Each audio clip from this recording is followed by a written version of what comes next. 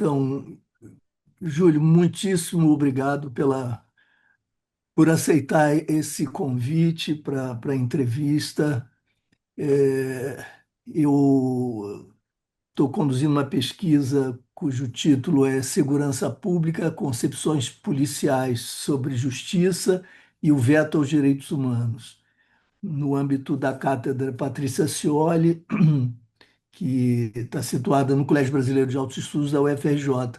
Nós contamos com o apoio da FAPERJ. Júlio José Araújo Júnior é mestre e doutor em Direito Público pela UERJ, especialista em Política e Sociedade pelo IESP, da UERJ, e autor das obras Direitos Territoriais Indígenas, uma interpretação intercultural, Ministério Público e Movimentos Sociais, Encontros e Desencontros, e segurança pública nas rédeas da Constituição, um direito fundamental em reconstrução. Ele foi técnico administrativo do Ministério Público Federal em 2005, depois assessor jurídico do Ministério Público Federal de 2005 a 2007, analista processual em 2007, procurador federal da AGU entre 2007 e 2010 e juiz federal de 2010 a 2012.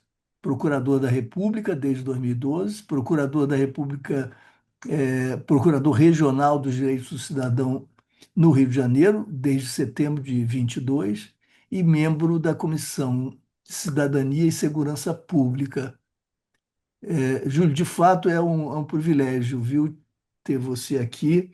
É uma honra, a sua trajetória e a sua atuação são exemplos e referências inspiradoras para nós. Eu começo sempre com uma pergunta muito simples, bem infantil, aquelas perguntas que as crianças fazem, mas que são tão óbvias, sobre alguns termos, categorias, que nos parecem tão simples e óbvias e muitas vezes nós acabamos naturalizando, e às vezes essa pergunta óbvia cumpre um papel interessante, né, para reflexão. Então, eu vou tomar a liberdade de te deixar no foco para a resposta. A pergunta é: como você define violência policial? Bom, primeiro, agradecer pelo convite, é um prazer enorme participar desse diálogo. O professor Luiz Eduardo Soares é mais do que uma referência, né? Uma pessoa muito especial para muita gente, para mim em especial também por ser um farol aí na discussão sobre, não só sobre segurança pública, mas sobre tantos outros temas. Então, é uma honra grande poder falar e trocar essas ideias e experiências. Violência policial, e para mim, com a minha cabeça de procurador, que acaba que invade o, o Júlio, né? Violência policial, para mim, já passa muito pelo equívoco, né? Pela distorção do papel exemplar, o papel básico da atuação dessa instituição. Então, quando eu penso em violência policial, eu logo penso em distorção, né? Em um caminho que sai do normativamente previsto. Assim, tenho muito esse olhar, né? O olhar que me vem à mente agora, né? Inclusive, porque a violência, e a gente é muito treinado a pensar assim, e é importante pensar assim, ela se manifesta de diversas formas, né? E ela transcende a própria lógica daquilo que comumente a gente pode imaginar e muitas vezes se chocar na, na forma como isso se exterioriza e se apresenta, né? Episódios, situações específicas de abuso, de violência física, especialmente. Então, Quando eu penso em violência policial, eu acho que tem um pouco dessa distorção do caminho a ser percorrido na prática cotidiana, que, aproximando, de certa forma, a violação de violência, né, acaba por facilitar é, práticas diversas. Então, assim, hoje eu costumo olhar muito para a violência, muito próximo da ideia de violação, né? Tentando pensar alto aqui contigo, violência é muito mais próximo de violação do que como exteriorização. Talvez porque seja uma forma de explicar diversos problemas no funcionamento dessas instituições, né, em que a violência entranhada, ela, ela é fruto desse tipo de funcionamento. Né? Então, por mais que a gente possa separar e identificar violências, no plural, acho que talvez seja a melhor forma de olhar para isso, né? Quando eu penso em violência policial, eu penso no mal, na má constituição, no mau funcionamento re, que é refletido em violações permanentes, que no final das contas são elas próprias violências, né? Violências que podem se exteriorizar de várias formas. Assim. Então, tentando fazer esse exercício aqui, eu acho que tem ido mais para esse campo, assim, a maneira como eu olho essa lógica de violência num sentido talvez amplo, né, Uhum. da atuação policial. E, Júlio, você escreveu um livro para o qual eu tive o privilégio de escrever a apresentação e que, como eu digo na apresentação, é um marco, é um ponto de inflexão. Eu acho que vai se tornar realmente uma obra de referência. E eu já tinha citado o título, mas lembro mais uma vez, virou livro, foi originalmente sua tese de doutorado na segurança pública nas rédeas da Constituição, um direito fundamental em reconstrução. O- Esse, essa ideia de investir, o seu trabalho um trabalho admirável e um investimento intelectual e de reflexão, de erudição, que é um trabalho impressionante. E por que é tão importante conceber a segurança como esse direito fundamental? E por que você diz reconstrução? Ótimo. De fato, né, o livro tem como base essa minha tese de doutorado, né, e ele parte um pouco, né, dessa pergunta, né, a partir do que a própria Constituição enunciou, né, a segurança pública como um direito, a percepção de que ela não é tratada dessa forma, né? A segurança, por várias razões, e é por isso que o livro tenta investigar um pouco esse histórico, né? A segurança nunca foi tratada nesse campo. Mas antes de passar para essa avaliação, por que investi-la, né? Investir nela como um direito? Eu acredito, né, que muito do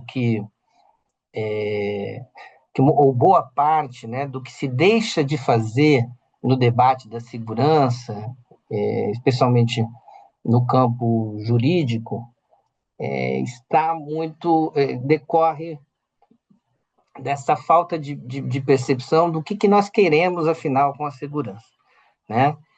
O que a gente quer, né? Quando a gente discute muito segurança, a gente deixa um pouco, né? Não aparece nem nas entrelinhas exatamente o que a gente deseja que aconteça. Embora a gente possa sentir, embora a gente possa concretamente ou intuitivamente imaginar o que a gente deseja, isso não é posto no debate, isso não é colocado, e isso gera, isso facilita tudo aquilo que a gente critica no histórico sobre segurança pública, né? Um campo marcado pela opacidade, pela falta de discussão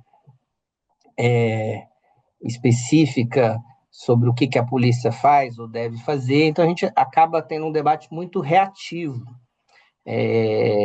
no sentido de controlar, impor limites, que é fundamental, mas também nos gera dificuldade de o que, que a gente quer, que pode ser feito, o que, que pode ser feito ao contrário. Esse tema, obviamente, já é discutido há bastante tempo, mas pouco na gramática dos direitos, né?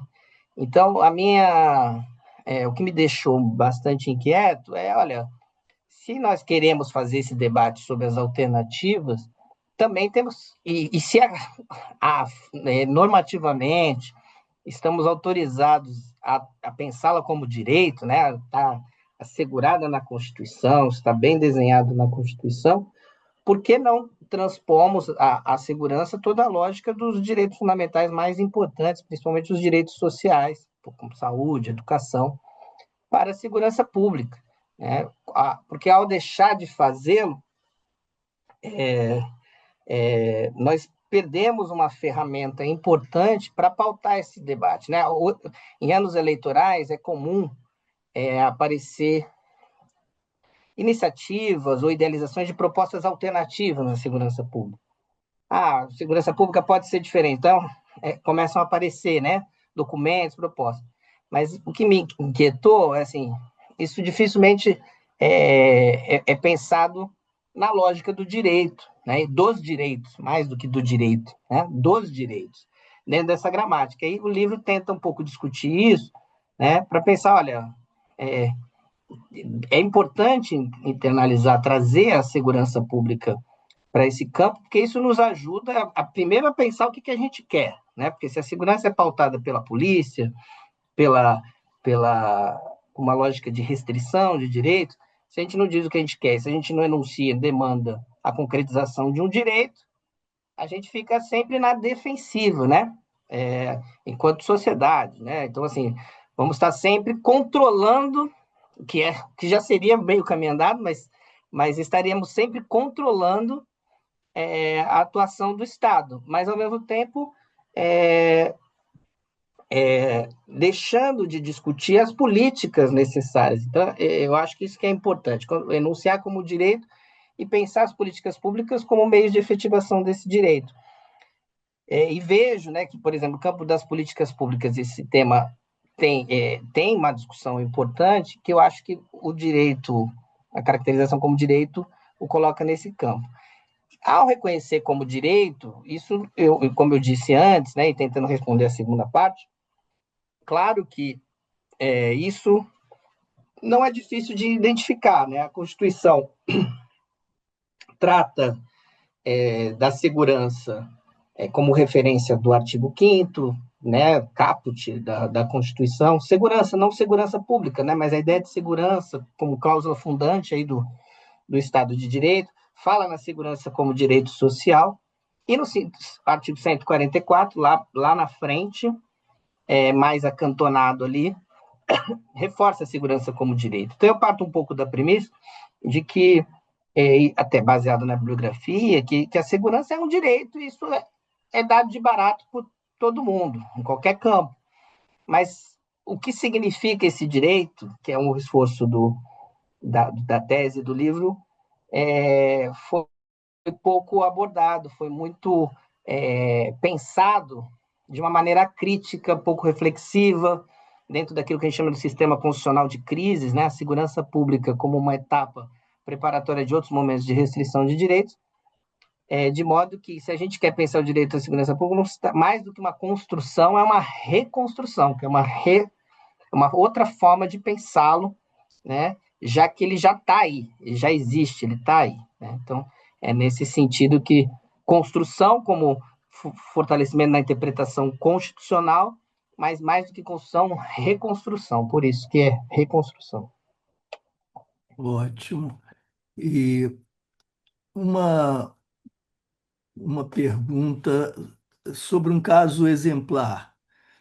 Digamos, Júlio, que uma unidade policial se desloque por helicóptero a um certo bairro da cidade, visando especificamente, para usar o termo que se tornou corrente, né? Desculpe aqui essas chamadas indesejadas, né? Oferecendo vantagens para empréstimos e etc.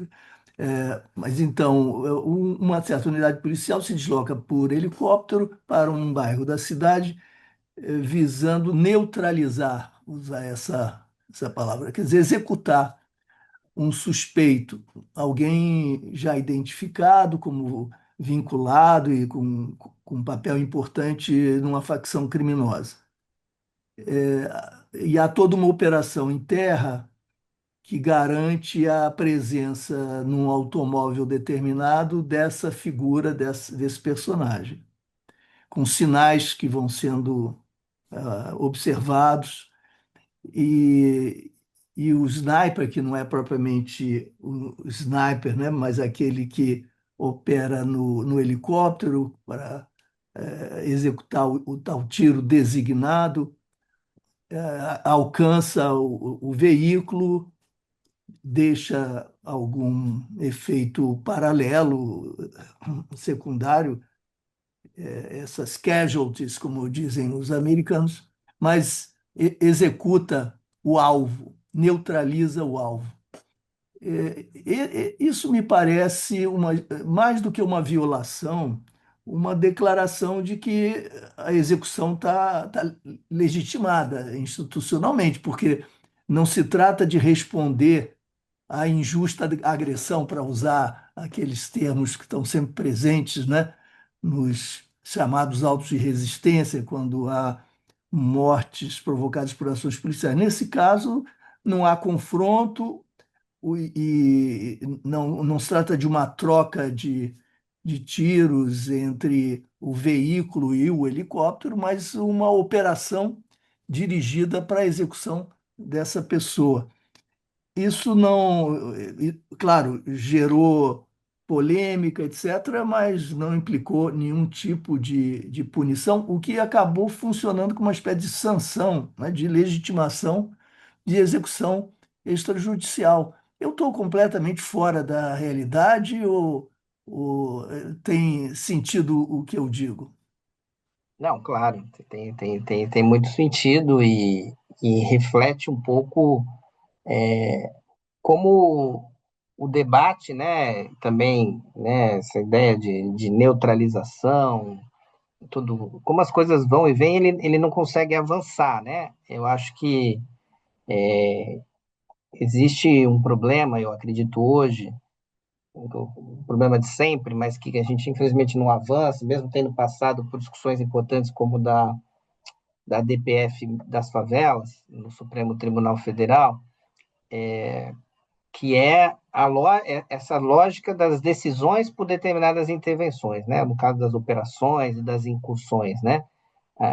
E é por isso que eu falo tanto de como o direito à segurança pública também é um mecanismo de controle, poderia ser um mecanismo de controle para discutir as eleições das decisões do Estado em relação a esse tipo de solução, né? Porque é, existe e houve, inclusive, no caso do Supremo, existe um certo referendo à discricionariedade, que, claro, que discricionariedade é um conceito típico do direito administrativo e importante na atuação da administração, senão a administração para em vários aspectos, né? Mas uma discricionariedade com uma margem muito ampla nesse campo de executar o que seriam, se é que são, certas políticas de segurança pública, como as decisões por operações e incursões. Então, acho que tem um problema inicial na decisão, né? Na decisão e nessa margem de discricionariedade, né? Eu acredito que a falta de um debate a sério sobre um direito à segurança pública e sobre políticas de segurança pública leva a uma aceitação, a crítica desse cenário já conhecido, né? Assim, obviamente não é só isso, né? Claro, mas é um aspecto dentro da estrutura do Estado que facilita. Então, porque há uma chancela muito grande ao segredo, há uma discricionariedade muito elevada, né? E que favorece, que é associada a outros mecanismos de tratamento desse tema, que leva a neutralização, a exaltação desse, de certa forma, estado permanente de agressão, que supostamente legitimaria essa reação, né? Porque o que está por trás da neutralização, se isso for tratado em argumentos que geralmente nem sequer precisa ser justificado, é que haveria, de certa forma, dentro daquela lógica de guerra, um cenário permanente de agressão. Então, a qualquer momento, você pode fazer o que bem entender. Então, eu vejo que essa linha de atuação carece até hoje de uma discussão a sério de controle da adesão pela operação, pela incursão que seja. E o debate do controle é depois da operação. Então, assim, a própria operação em si dificilmente é questionada. Dificilmente é questionada. O que vai ser questionado, que obviamente é importante também, são os abusos. Né? Mas eu acho que tem esse problema anterior, a decisão pela intervenção, porque a decisão pela intervenção demandaria uma análise de proporcionalidade, né? De meios adequados, de necessidade, de inexistência de outro meio menos gravoso para atingir o mesmo resultado, de adequação, de que o meio é adequado, e de proporcionalidade em sentido estrito, no sentido, olha, outros direitos podem ser violados, o que vai acontecer? Essa análise não é feita, né? E acho que eu atribuo um pouco isso a uma recepção à crítica de que a atuação em segurança pública demanda uma discricionariedade muito ampliada, cujo controle é sempre posterior, né? Sempre posterior, né? E facilitando qualquer tipo de violação e de violências que envolvem a ideia de neutralização, no sentido de que você pode efetivamente matar, né, pessoas que devem sofrer qualquer tipo de persecução pelo Estado, e que os efeitos colaterais são plenamente admitidos, né? Júlio, eu me lembro sempre daquela situação clássica do Al Capone, que acabou preso por um crime menor, né? Uma transgressão ao fisco, depois de ter cometido toda sorte de crime grave e violento, mas foi justamente esse, digamos, detalhe diante da magnitude do que ele fizera antes que acabou permitindo a prisão. E eu contemplando esse quadro tenebroso das operações policiais com execuções extrajudiciais e esse número absurdo, né, de mortes provocadas por ações policiais ao longo dos anos do estado do Rio de Janeiro, e a baixa punidade, né, quase a impunidade que caracteriza a reação do sistema de justiça, que se torna, na verdade, na prática, cúmplice do que está em curso. Contemplando isso, eu imagino que talvez tenha sido negligenciada outra cena de violação, que é muito menor, embora seja grave, mas muito menor do que a morte, como a gente prioriza o bem superior, que é a vida.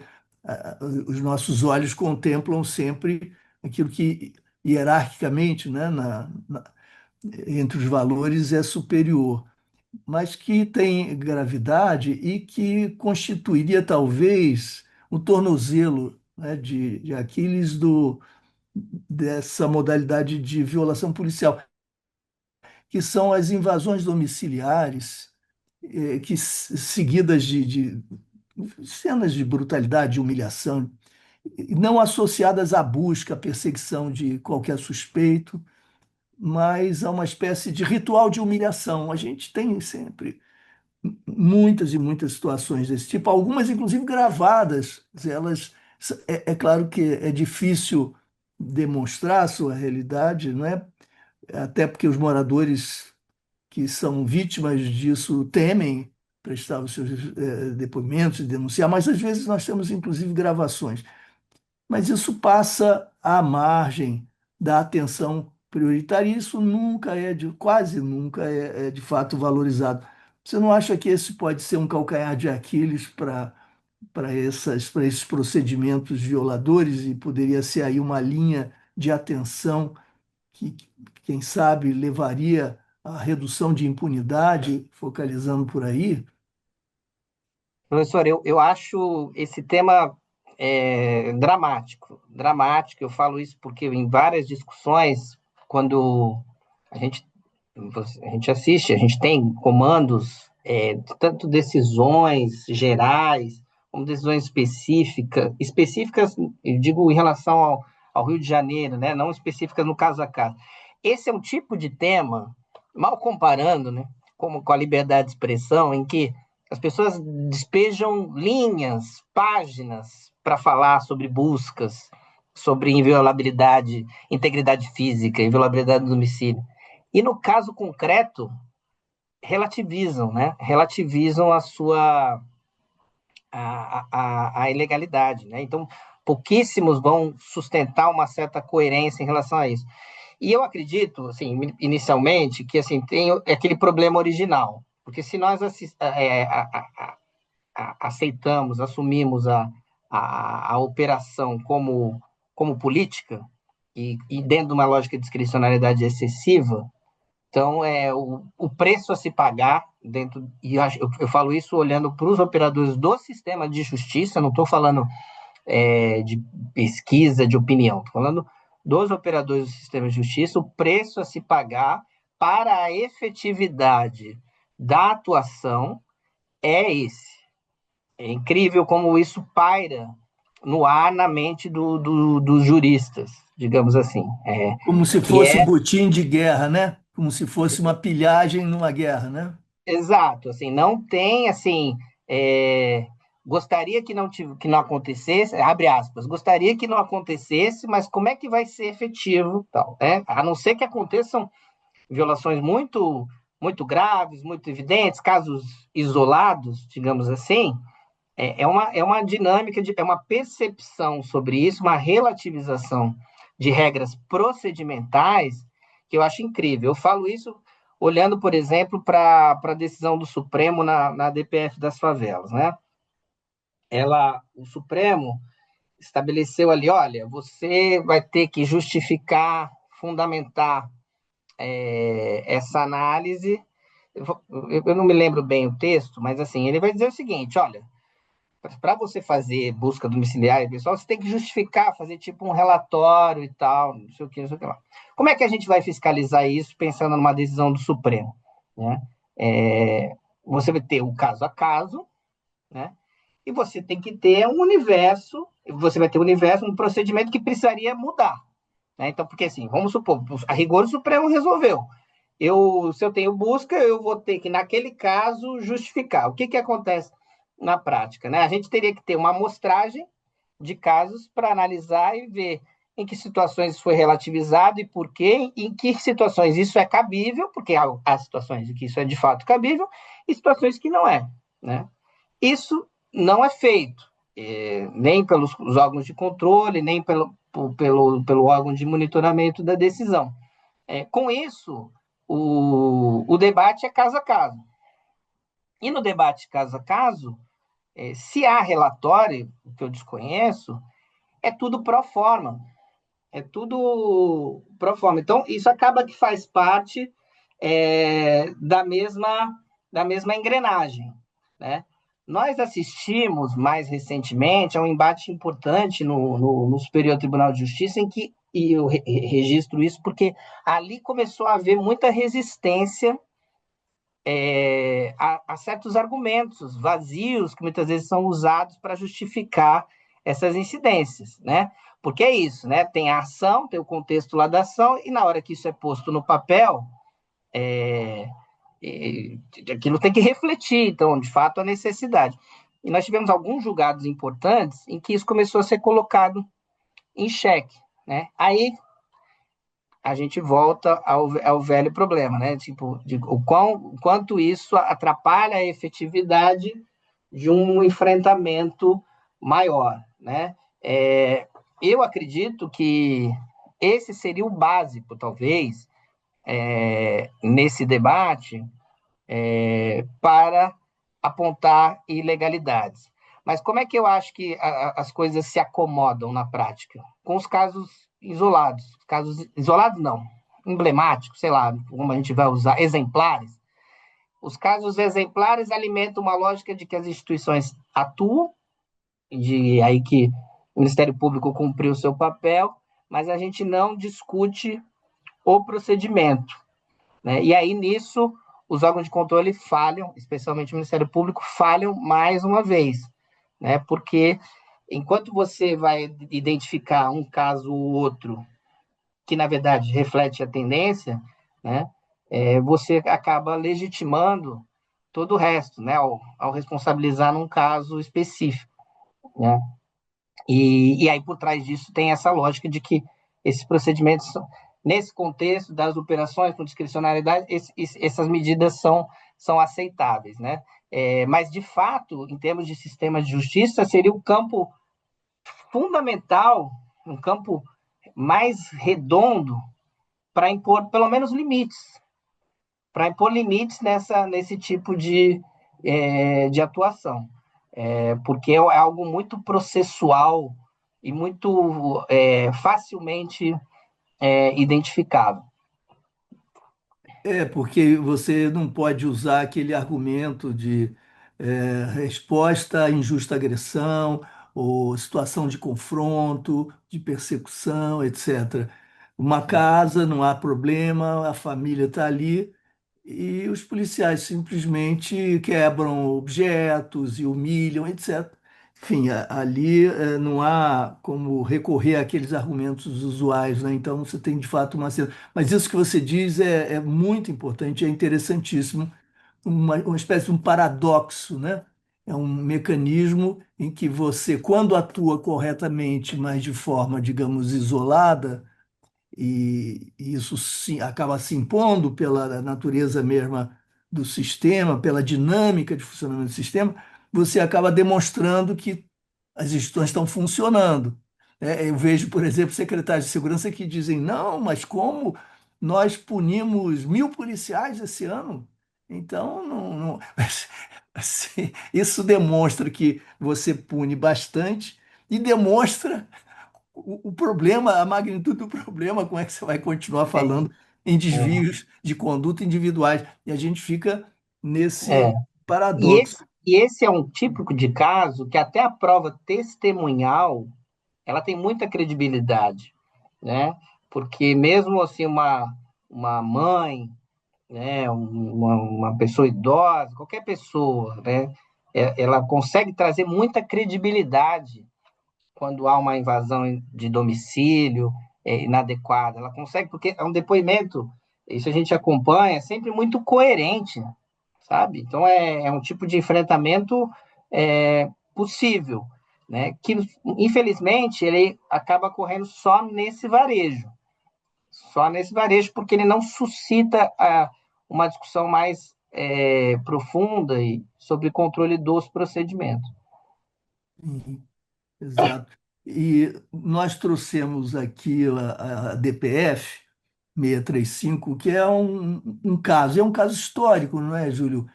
É uma espécie de, em certo sentido, nas ciências sociais, na antropologia, nós diríamos um drama social, ou talvez um fato social total, aquela situação que é reveladora de conflitos, de contradições, e que encerra em si, sinteticamente, um conjunto de problemas que são fundos e permanentes e que têm raízes mais até estruturais. A DPF, na sua trajetória, as diversas decisões, diversos momentos,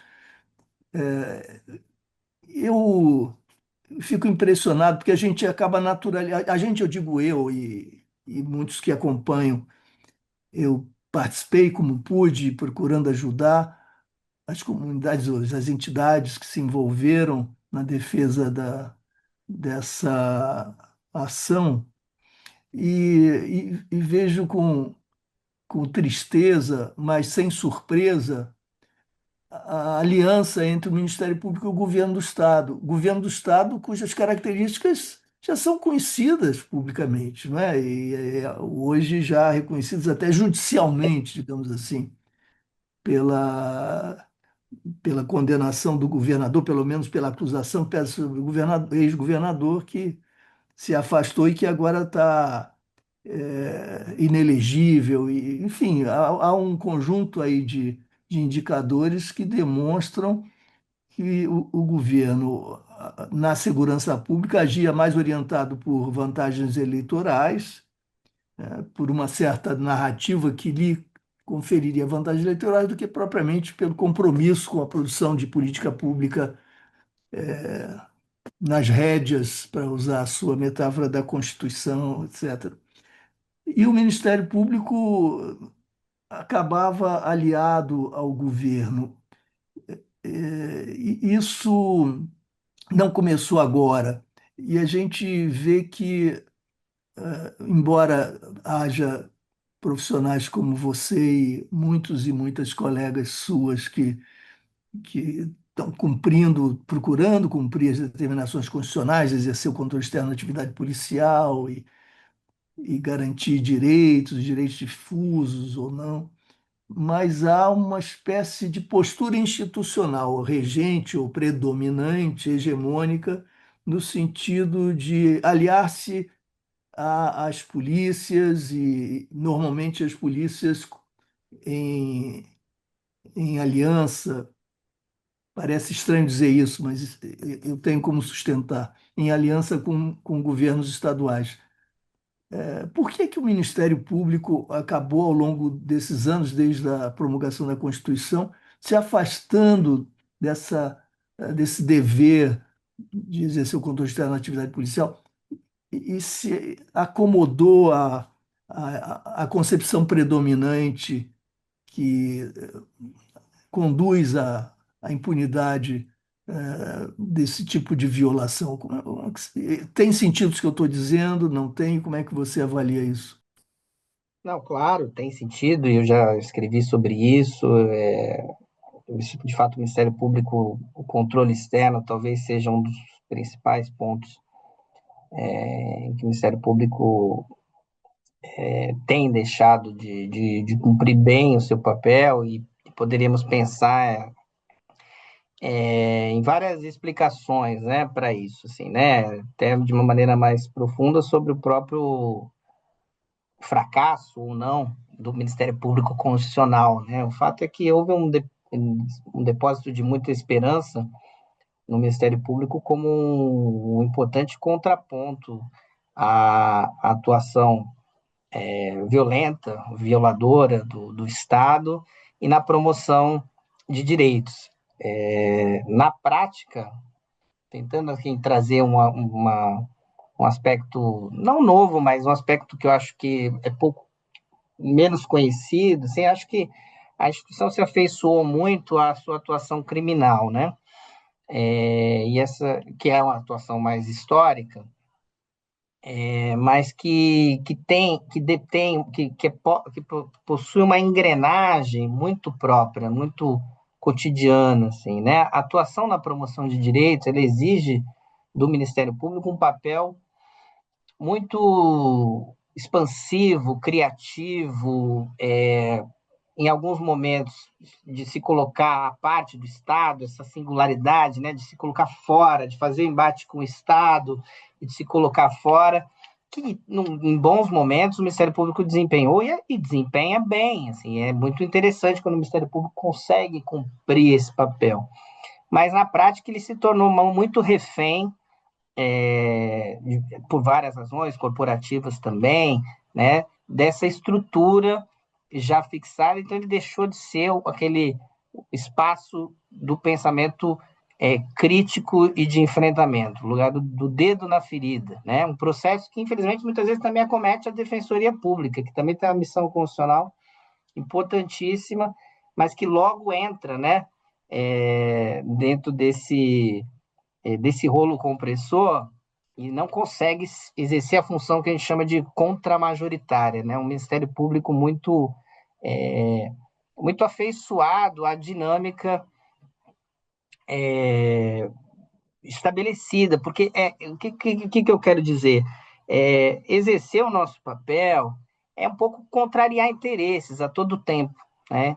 E essas estruturas, elas são espaços de sedução institucional a todo tempo. Há um equilíbrio em que o sistema de justiça a todo tempo interage com os outros campos do poder, e é, isso vai impondo, talvez, limites indevidamente ao desconforto que ele deve a todo tempo exercer, né? O Ministério Público é um dos órgãos essenciais para causar o desconforto, né? E por várias razões ele foi engolido um pouco nessa lógica. Aí a gente pode juntar também a composição e tal.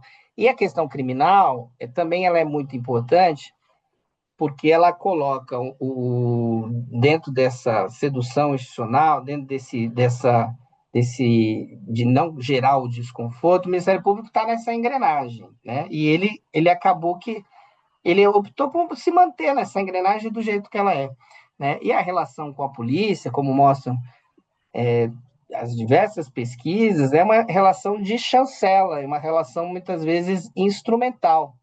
Então, o Ministério Público ele acaba que o controle externo para ele é garantir a ação policial dentro do que ela se propõe a fazer, né? Então ele realmente não mexeu nesse vespeiro, né? Foi mexer um pouco no campo dos direitos, aí nós vamos ter todo um debate sobre o que foi o debate contra a corrupção desde os anos 90, passando pelo lavajatismo, né, com muitos erros e alguns acertos, né, não do lavajatismo, né, da pauta, né, essa pauta do combate à corrupção, esse viés moral muito forte, que o Ministério Público, não só ele, encampou, mas no campo do controle externo, ele sequer mexeu nessa estrutura. E é uma instituição que foi se agigantando, e eu falo isso no âmbito federal com muita clareza, se agigantando na atuação criminal. Então, por mais que esse campo expansivo, criativo, gozasse de algum prestígio, ele foi se tornando cada vez mais minoritário, né? Então, na década de 2000, quando a Polícia Federal tem o boom, o fortalecimento da estrutura da Polícia Federal, o que vai acontecendo na MPF, a cada subseção, vara federal que é criada, os órgãos de procuradoria, os colegas todos vão atuar na área criminal, né? E na área criminal, numa mentalidade, eu estou falando do MPF, porque o MPF é uma instituição interessante, que é um filho da Constituição de 88, não é uma instituição igual aos MPs estaduais que já existia, né? E na área criminal, a mentalidade é uma mentalidade não de preservar direitos, é de produzir persecução, garantir condenações. Tal. Então, esse processo vai se acelerando e se fortalecendo de uma forma muito grave. Então, assim, é um grande problema, é o grande, talvez, um dos aspectos centrais. Acho que tem ganhado cada vez mais visibilidade, mas acho que as respostas que têm sido propostas, a gente vê o CNMP tentando responder, você vê o que aconteceu. A DPF teve muitos resultados positivos, né? Apesar de todas as armadilhas e das resistências, a DPF salvou vidas, né? Isso é muito importante, né? E, ao mesmo tempo, hoje gerou toda uma, uma discussão que não existia antes, e eu falo porque eu acompanhava, sobre o papel do MP na letalidade policial, aí se inclui a vitimização policial, o que é isso e tal, e como fazer, como tal. Mas tem um quê de seria muito pesado eu dizer, mas um quê de dissimulação nisso, porque é parte da mesma lógica que eu critiquei em relação às buscas, né? Ela não é a instituição compactua da visão da atuação das polícias, compactua da lógica instrumental. Então, quando a gente pensa em Rio de Janeiro, né, o que predomina é necessário agir, né?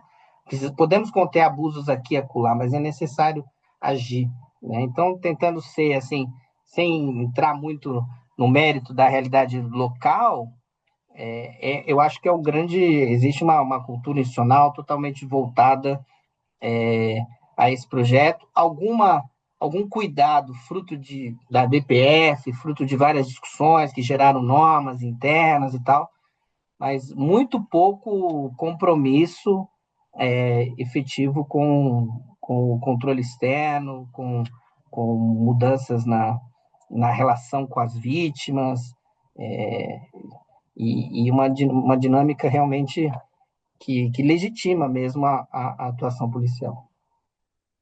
Sobre os MPs estaduais, há uma hipótese que me parece insuficiente, inadequada, embora recubra parte da realidade, a meu ver, que é a indicação pelo governador, pelo Poder Executivo Estadual, né, do Procurador-Geral de Justiça, né, do Estado. Há uma lista tríplice e cumpre ao governador a escolha, então haveria aí uma certa tendência natural de adesão ao governismo, de acomodação, para que essa disputa interna, que é natural, corporativa, acabasse privilegiando quem conduz e conduz de um determinado modo o MP. Por outro lado, ela me parece insuficiente, embora, repito, válida parcialmente, a meu juízo. Você conhece isso, evidentemente, muito, muito mais do que eu, mas eu aqui me remeto também a depoimentos de amigos que trabalham nos MPs estaduais. Mas eu acho insuficiente porque o MP permite, concede uma liberdade muito grande aos seus operadores, aos seus membros, não é? E se essa fosse uma instituição hierarquicamente rígida, nós poderíamos derivar do adesismo da liderança um conformismo institucional, não é? Porque haveria essa transmissão imediata, né, da orientação superior para os, entre aspas, comandados. Mas não há essa unidade no Ministério Público, não há essa hierarquia rígida, não há esse tipo de restrição à liberdade individual, à condução dos seus agentes. Então, isso não seria suficiente para explicar. Eu acho que aí a composição e, como você disse, uma certa adesão ideológica, cultural, né, é, talvez seja realmente mais importante. E isso remete, então, a recrutamento e formação, não é, Júlio? Não há uma questão aí? O que você acha? Bom, esse é excelente ponto, porque essa questão, né, da forma de nomeação, a gente pode fazer um paralelo com o Ministério Público Federal. O Ministério Público Federal, desde 2002, 2003, na verdade, teve a lista tríplice até 2017, né, uma bandeira da associação, que gerou muita discussão sobre os efeitos que ela tinha e tal. Desde 2017, a nomeação, o presidente coloca o seu nome, né? O Ministério Público Federal, nós sempre gozamos e sempre valorizamos muito que, de fato, nós temos muita independência mesmo. E o que significa essa independência? Independência de, a partir de uma determinada situação, de uma determinada demanda, é, se, se entendemos que aquilo é cabível, levarmos adiante sem sofrer qualquer tipo de consequência, seja remoção, seja telefone vermelho, qualquer coisa do tipo. O que gera, por outro lado, o que gerou ao longo do tempo distorções. Então, por exemplo, você tem colegas que, com base na independência funcional, começaram a atuar contra cotas, que era um tema de posição institucional, histórico. Colegas que atuam assim, a favor da cloroquina, né? Para usar outro exemplo, né? E aí o que existe é muito essa velha tensão entre dois princípios institucionais importantes, unidade e independência funcional, né? No caso do MPF, o que a gente percebe é assim, que a independência funcional foi um motor criativo muito importante e um fator de voluntarismo grande na instituição, que em certa dose é positivo, porque para exercer aquele papel contra-majoritária, atacar interesses, dedo na ferida, você tem que estar em cima do lance e se dar o direito de agir, e me entenda bem, né? Agir para depois refletir aprofundadamente sobre o tema, porque se você for refletir aprofundadamente sobre qualquer tema antes de agir, você tende a se omitir, né? E sim, nesse caso do MPF, eu acho que a instituição está passando por uma transformação, esse modo de definição, porque ele acaba se assemelhando ao dos MPs estaduais, esse modo de definição coloca um pouco na berlinda atuações desse tipo, né? E pensando nas boas atuações desse tipo. Uma coisa é atenção, unidade e independência institucional, outra coisa é desafiar enquanto membro, a partir das suas atribuições legitimamente estabelecidas, desafiar situações delicadas, né? Somado a isso, a maneira como o conselho tem se comportado, a maneira como a chefia da instituição ela se alinha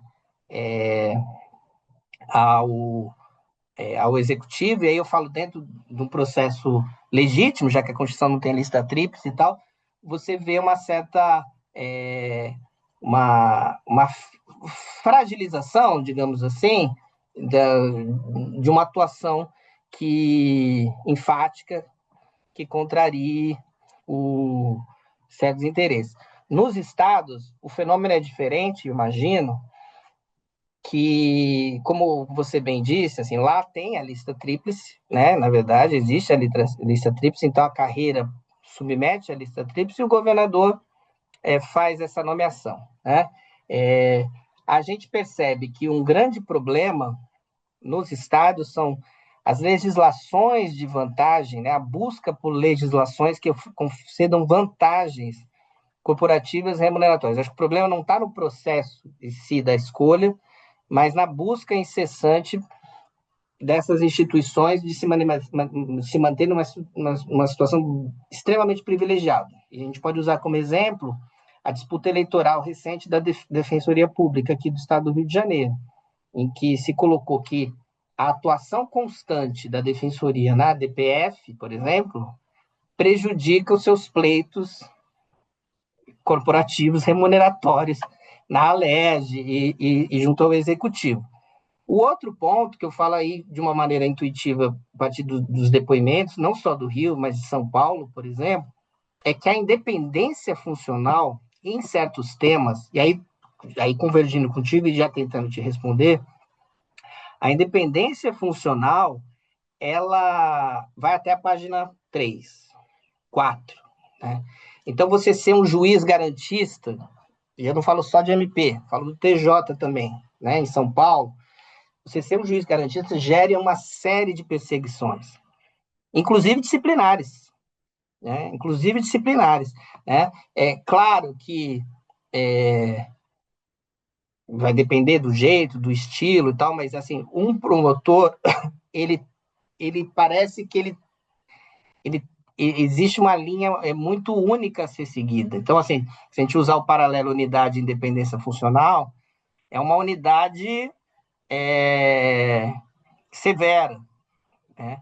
Que comporta menos margem de atuação independente. Isso eu sinto e atribuo, sim, a essa cultura, uma visão ideológica sobre essas questões, a maneira como está alinhada a atuação da instituição a certas práticas, a dependência grande na atuação processual penal dentro dessa engrenagem da polícia, né, no caso da polícia judiciária, mas também da polícia militar, especialmente se você pensar as comarcas espalhadas pelo interior. Então, tem um compromisso, para não usar um termo que se desgastou, né, um consórcio muito grande, né?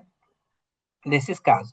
E daí porque, de fato, o recrutamento, eu acredito que sim, dessa avaliação pessimista, o recrutamento seria um fator novo, né? Um fator diferencial, porque o viés de raça, classe, influencia demais na compreensão e na análise desses fenômenos, né? O perfil do membro do Ministério Público é um perfil de classe média que quer, e assim, mesmo quando é trabalhador, muitas vezes quer maximizar seus benefícios enquanto servidor público, assim, o dia a dia dos colegas da instituição é debater isso, mesmo quando trabalhador e tal, e assim, e pouco olhar crítico, né, em geral, a essa realidade. A formação, por outro lado, a formação é um problema, não é que é um problema, ela é uma necessidade, mas infelizmente ela não produz os efeitos, aparentemente, os efeitos que desejamos, porque muitas vezes ela é para convertidos, quando ela é obrigatória, os colegas se escudam na independência funcional para ouvir, entrar por um ouvido e sair pelo outro, né? Então, ela tem que ser acompanhada de medidas mais institucionais, é, medidas que gerem consequências é, no campo. Desculpe, Júlio, nós tivemos um problema aqui de conexão Uhum, e tranquilo. Eu percebi. Foi rápido, né? sim, então perdão que houve uma breve interrupção aqui, a queda da conexão, mas você falava sobre então a importância da raça e da classe no recrutamento para o Ministério Público. Pode seguir, perdão. Sim. Não, tranquilo. O recrutamento é um tema imediato, uma ação imediata fundamental para quebrar uma certa naturalização dos membros do Ministério Público na avaliação, né, sobre a sua atuação. Eu acho que o recrutamento é fundamental. E no caso da formação, embora ela seja importante, nos ressentimos do fato de que ela nem sempre é eficaz, porque a formação desacompanhada de algumas medidas de comando, até de construção de unidade interna, ela não gera, não acarreta as mudanças importantes, porque ou ela se torna um espaço para convertidos, né, um espaço de análise para convertidos, que é muito recorrente, se organizar um evento, um curso, e só vão os colegas que já têm um perfil alinhado a isso, ou os colegas que não estão, que vão, às vezes por obrigatórios, não entra por um ouvido e sai pelo outro, né? Então, esse é um grande risco na formação, né? E aí daí, porque quando trabalhamos com formação, tentar sempre dialogar com aquele mundo, com aquele espaço, até porque existe uma maioria, uma massa silenciosa de membros do Ministério Público, acho que por todo o Brasil, que eu acredito que também não são corações e mentes a serem conquistados de alguma forma, mas a gente precisa também lidar com as suas necessidades práticas e cotidianas. Então, a formação é muito importante, mas ela é mais importante quando ela é acompanhada de comandos da instituição, né, que possam acarretar consequências disciplinares, organizações específicas, né, e medidas específicas a serem adotadas que ajudam, que podem ajudar a, a induzir outros comportamentos. Eu acho que, por exemplo, o CNJ está bem mais à frente do CNMP nesse sentido, né? Então, tem estimulado resoluções, documentos importantes, não são suficientes, e vai precisar, numa etapa seguinte, exigir o cumprimento de documentos, protocolo de julgamento com perspectiva racial. Maravilhoso, mas e aí, se não observou o protocolo, né? Se não observou determinados pontos de resolução, né? Precisa desse passo além, eu acredito.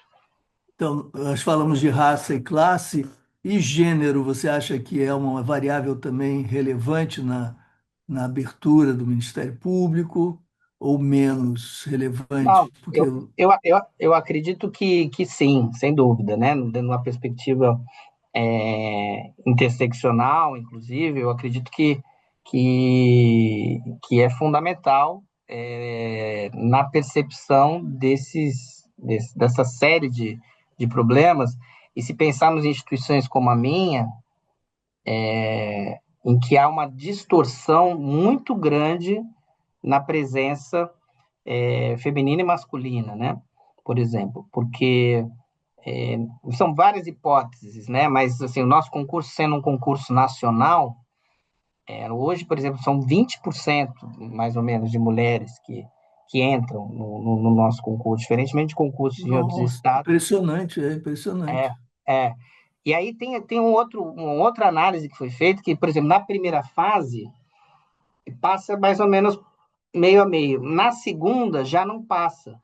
Mas, obviamente, não é porque as mulheres não têm capacidade no estudo, mas porque talvez é um concurso que elas relevam, assim, porque hoje a porta de entrada são lugares em que, enfim, considerando que a maioria que presta, né, muita gente vem do Centro-Sul ou do Nordeste, as vagas são vagas em fronteira, lugares norte do país e tal, e muitas vezes é um concurso que acaba afugentando, né, mulheres, e isso gera um problema grave na instituição, assim, cada vez mais esse tema vem sendo colocado, né, e é uma distorção que acaba impactando na própria atuação da instituição.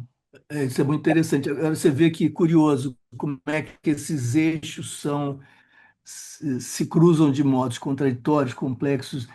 O garantismo pode ser mal visto dependendo do grupo a que serve, do grupo que é protegido pela postura garantista, né? Porque eu me lembro da trajetória da juíza Patrícia Scioli, cuja memória nós homenageamos com a criação da cátedra, etc., que acabou sendo heroína por cumprir o seu dever, né? Uma juíza que, que cumpre o dever e se torna alguém fora da curva, digamos assim, excepcional por fazê-lo. Mas a Patrícia foi se tornando menos e menos garantista ao longo da vida profissional, na medida em que começou a lidar com violência policial, corrupção policial, formação de milícias e tudo que isso implica. E quem vive isso de perto, como nós dois, eu e você, nós sabemos o que isso significa. Você sabe com o que você está lidando e com o impacto social disso e com a tragédia que isso significa e com os mecanismos todos institucionais e políticos que são urdidos para driblar justamente os freios, os controles, etc. Então, aos poucos você começa a perceber que a sua ênfase na garantia acaba involuntariamente, inadvertidamente, contribuindo para a formação desse grande bloqueio contra a punição. Isso não se dá só conscientemente, isso vai se dando afetivamente, isso vai se dando no embate direto, no corpo a corpo com os casos e com as questões. Então, a Patrícia se tornou mais punitivista, portanto, mais conforme à perspectiva hegemônica do Tribunal de Justiça, e, no entanto, não era muito bem vista, nós sabemos disso, né? Não lhe foi Uhum. concedida a segurança a que ela fazia, a que ela tinha direito e que seria necessária. Ela, enfim, havia toda uma postura em relação à Patrícia que a tratava como se ela estivesse numa posição antagônica à direção hegemônica, do ponto de vista ideológico. Então, ser punitivo, mas contra quem? E ser garantista a favor de quem? Isso Sim, sim, cruza, né? Não são eixos assim que se cruzam. E o que você disse é muito sim. interessante, porque toda vez que eu era convidado, ou que fui convidado pelo Ministério Público Estadual, Federal, a falar, eu começava sempre dizendo: não, vocês têm. O Ministério Público é uma instituição que tem méritos notáveis e, sobretudo, uma grande virtude, que é a liberdade de seus operadores, de seus profissionais. Mas, como tudo na vida, há o outro lado, né? E o Ministério Público também tem seus problemas, suas dificuldades, e eu diria que a maior delas é a liberdade dos seus membros, né? Porque é Exato. justamente esse entroncamento aí que cria tantas dificuldades. Isso tudo transfere para a sociedade, lato sensu, o terreno da disputa, de sociedade no sentido, como você disse, cabeça, mentes e corações, porque a rigor, se há liberdade dos componentes, você vai precisar contar com uma tendência majoritária que venha naturalmente na formação desses componentes, né? E, portanto, a Uhum. grande disputa é a disputa cultural, política, que atravessa modo de se relacionar com a legalidade, com a sociedade, com as demandas, etc. Eu estou simplesmente anotando, registrando o que você disse. Você tem alguma. Nós estamos concluindo, eu tenho que reiterar os agradecimentos pelo seu tempo, pelas reflexões que você compartilhou. Você tem alguma ideia do que seria necessário e possível fazer para que esse dilema fosse se resolvendo a favor da democracia, do respeito aos marcos constitucionais, ao Estado Democrático de Direito? Tá braba, né? Pergunta A tão pergunta simples e tão difícil. mas não posso deixar de fazer, né? Claro. Não, só um parênteses, né? Essa coisa do punitivismo seletivo, né? Eu acho que no caso da segurança pública, ele é curioso, né? Porque, na verdade, o, se é que existe, né, um garantismo a favor da violência policial, é sempre a favor de um punitivismo contra, contra o outro, né? Contra as populações que sofrem essa violência, né? E, e tanto é que se cultivou, né? Quando, eu acompanhei muito o debate do chamado combate à corrupção, né? E uma medida que se colocou muito forte na discussão sobre combate à corrupção é que, na verdade, o combate à corrupção, na verdade, ele protege direitos fundamentais. Então, a atuação criminal protege direitos fundamentais, que é um aspecto um pouco verdadeiro. Se você pegar, por exemplo, os debates da Corte Interamericana, trazendo aqui para o nosso campo, ele é verdadeiro, mas ele abre muitas vezes uma porta para uma atuação indiscriminada, uma atuação sem controle, porque não introjeta uma cultura de direitos fundamentais no seu proceder, né? Então, você justifica a partir de uma causa nobre, e no caso do Ministério Público, você pega emprestado as atribuições do MP, que são expansivas, de diálogo com a sociedade, e traz para um campo que é um campo essencialmente da descrição, um campo punitivo, é um campo da restrição de liberdades e tal. Então, você faz essa combinação de uma maneira que muitas vezes descontrolada se torna perversa, né? Então, assim, entra num vale tudo. Mal comparando, e eu acho que isso nos leva àquela discussão sobre segurança pública. Se você não sabe o que é segurança pública e por que vale lutar e controlar a efetivação do direito, a aplicação de recursos, em nome dela você consegue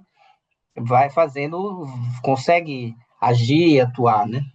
Então, esse é um ponto muito complexo. Eu acho que assim, essa dicotomia da unidade da independência dos membros do Ministério Público, obviamente a independência irrestrita ela faz mal à instituição e está muito demonstrado, né?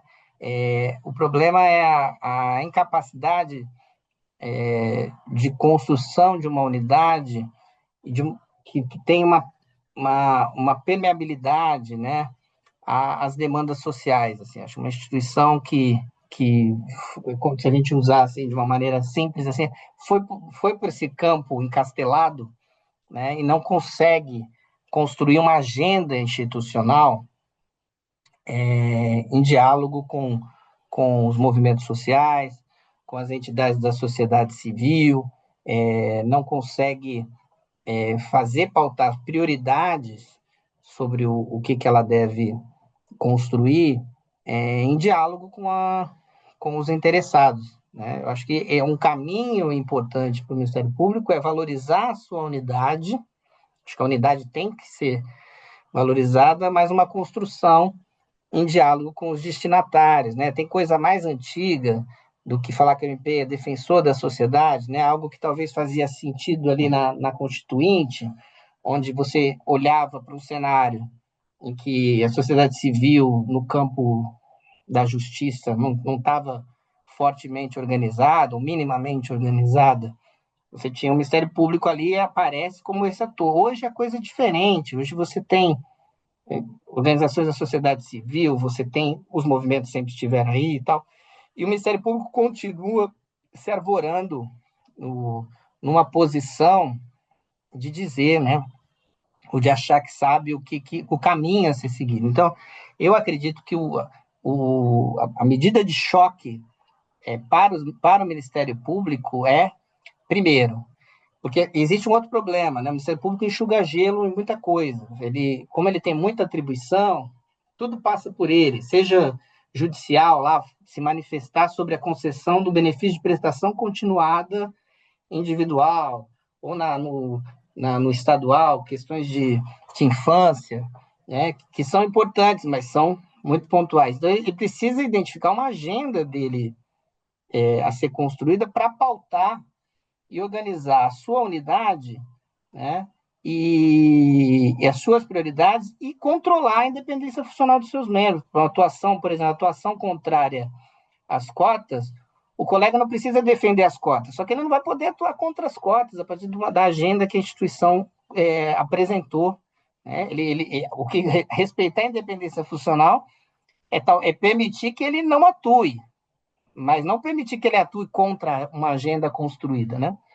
Então, eu acredito que um grande caminho para o Ministério Público, ainda que a gente comece pelos órgãos mais convertidos, né, os órgãos do Ministério Público em direitos humanos, eles construírem essa agenda. Existe muita dificuldade no Ministério Público de daquilo que se chama, né, de responsividade, accountability, no sentido de ele não precisa pensar igual, mas ele tem que ter essa construção, ele tem que ter esse papel. Eu acho que esse seria um caminho importante, não para ele ser refém ou para ele se imiscuir no papel, mas para ele dar legitimidade a uma agenda institucional.